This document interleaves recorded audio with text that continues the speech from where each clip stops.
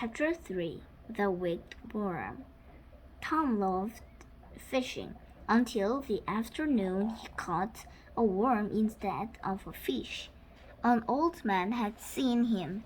That worm is trouble, he warned at Tom. But don't throw it back in the river. You'll only make things worse. Tom didn't know what to do. He tried to hide the worm in a well.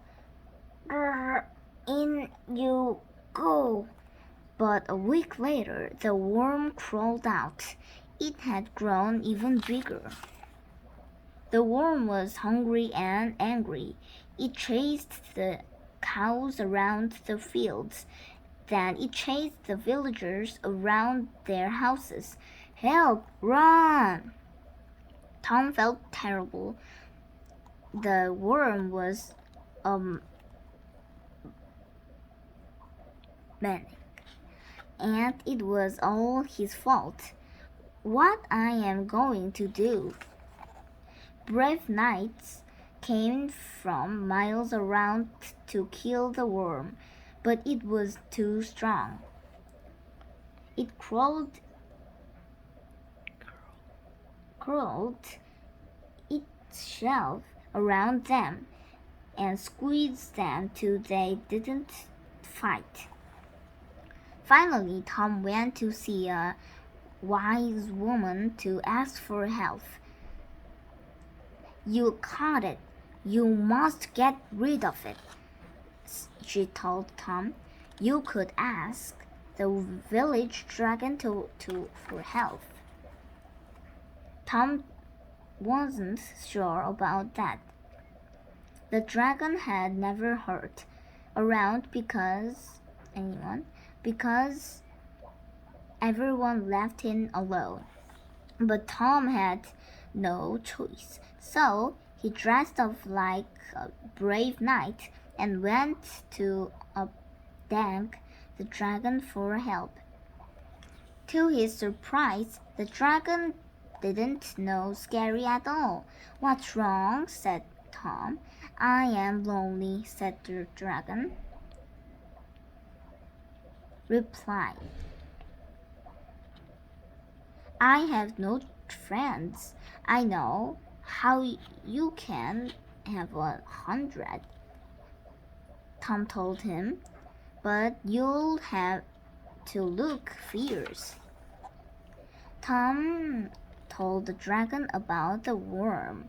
If you eat the worm, everyone in the village will be your friend, he said. I can't eat it, said the dragon. I am a vegetarian, but I could scare it. It was so hot the worm was swimming. The dragon stood on their riverbank, opened his mouth, and roared. Yum, he cried. Supper. Ah! The worm took one look at the dragon and swam for its life. It was never seen again. Chapter 4 Victor Saves the Village. Victor made barrels, the best barrels in the country. He made the best barrels because he used the best wood. He hunted hard to find the tallest, strongest trees. He was always looking out for the perfect tree, so he didn't always watch where he was going. One day, he tripped and fell. Ah! Help! Into a cave. Try as he might. Almost there. Ah! Oh, Victor couldn't climb out of the cave. Suddenly, he heard a deep growl. There was something behind it. Victor looked. He wished he hadn't. Slurp. Tasty. Please don't eat me, Victor begged. Don't We don't, said one of the dragons. Not yet. We were going to sleep. Wake us up in the spring. Victor was stuck. Soon he was bored as well. There was nothing he could do. He had to wait until spring. All he had to eat and drink were grass and water. After a while, he was no longer as round as a barrel. He was as thin as a twig. Finally, the dragons awoke. We can eat you, said one. Your skin and bone. Grab my tail, said another dragon. Said to Victor, we'll take you home. Perhaps your friends will make a juicy meal.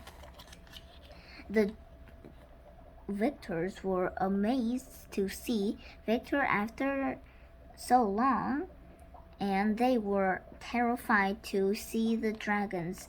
But before the dragons could bite anyone, Victor invited them to a huge feast. Victor and the dragons ate for a week. The dragons enjoyed the food so much they decided they would never eat people again. Dig in. The villagers were very pleased to hear it. They put up a statue of Victor in the market square. Now everyone who visits knows now how Victor saved the village from 2 hungry dragons. Now he always looks where he's going.